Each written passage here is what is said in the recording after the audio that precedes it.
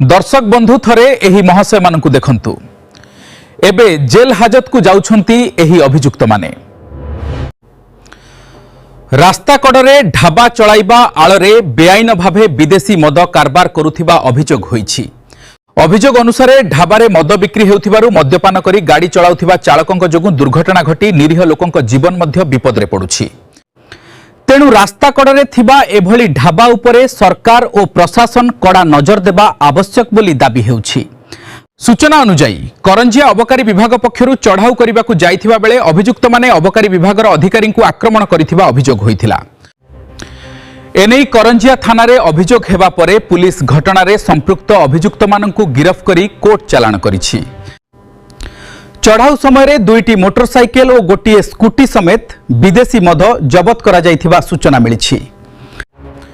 एहासह ढाबा निकटरू विभिन्न प्रकार बहु परिमाणर विदेशी मद बोतल मध्य जबत होइथिबा देखिबाकु मिलिछि।